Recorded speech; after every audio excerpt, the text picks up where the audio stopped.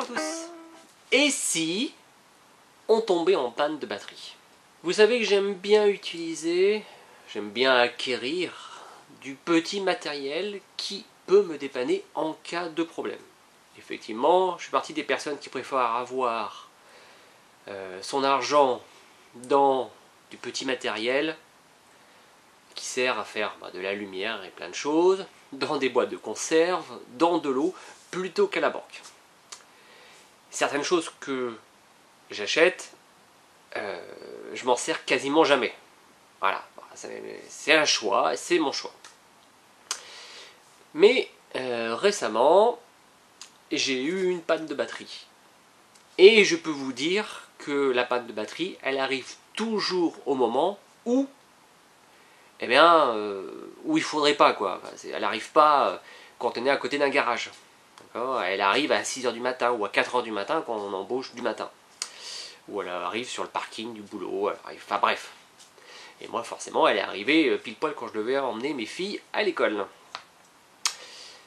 Donc quand on a une panne de batterie, la chose la plus simple aujourd'hui c'est d'appeler le dépanneur. Voilà, qui va venir vous dépanner si vous êtes tout seul bien sûr. Ou alors demander à un ami, à une compagne d'aller acheter une nouvelle batterie et ainsi de suite. Mais si vous êtes tout seul, et bien souvent, mais ça arrive quand vous êtes tout seul, eh bien, il faut se débrouiller. En plus, personnellement, moi j'ai pas une voiture hyper récente. J'ai une Saxo, elle a plus de 200 000 km. Ça me suffit amplement pour les trajets que je fais. Et donc, il y a toujours un risque que la batterie, elle tombe en panne d'un coup. Généralement, j'arrive à m'en apercevoir parce que au bout d'un moment, quand on allume le moteur, on sent que ça tire un petit peu. Mais là, pas de bol, la batterie elle a lâché d'un coup.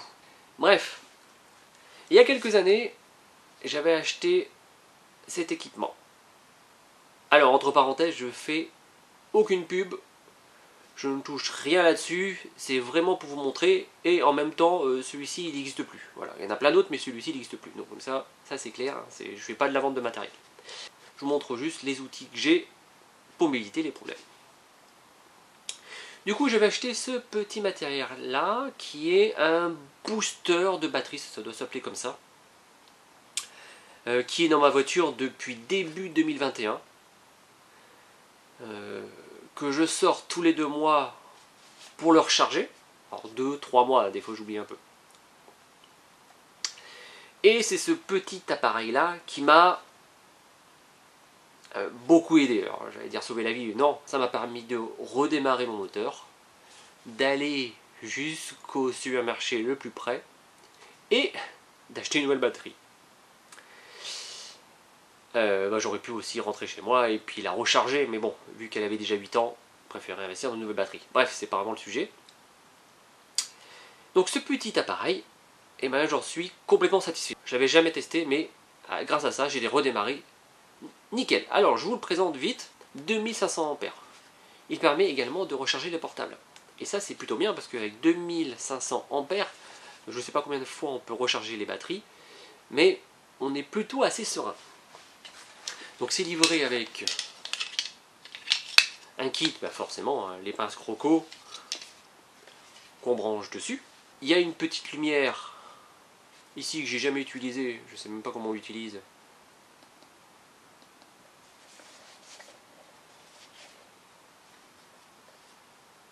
Bon, ah voilà. Donc ça peut toujours dépanner, je l'ai jamais utilisé, j'ai toujours plein de choses dans mes poches. Ah bah oui, il fait aussi, voilà. Voilà, ça je m'en souvenais plus. J'ai toujours d'autres lampes dans ma voiture. Mais bon, ça peut toujours servir.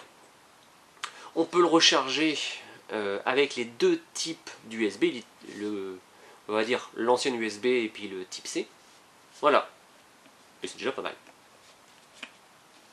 Donc il y a un contrôleur de charge, je ne sais pas si on voit, là, il est à fond, j'ai rechargé forcément. Et même quand j'ai démarré ma batterie, honnêtement, le premier n'était même pas disparu. Donc, par contre, la recharge m'a pris quasiment pratiquement 2 heures sans que le premier ait disparu. Donc ça avait dû quand même tirer un petit peu. Bref, donc voilà, donc il est vendu donc avec les pinces croco et puis le chargeur type C avec l'adaptateur. Moi j'ai mis en plus des petits cordons USB, enfin bref, à chaque fois je l'adapte. Mais voilà, si ça coûte pas très très cher, enfin, tout est relatif, c'est toujours pareil. Hein. Ça m'a coûté une centaine d'euros.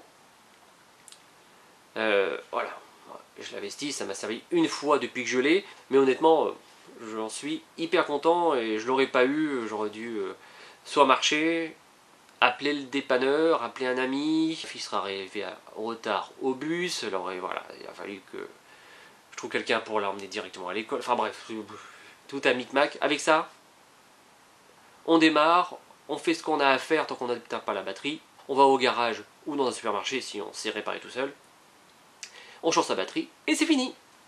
Voilà.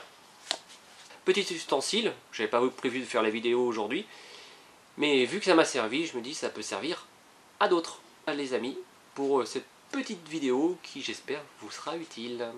Merci à tous et à bientôt.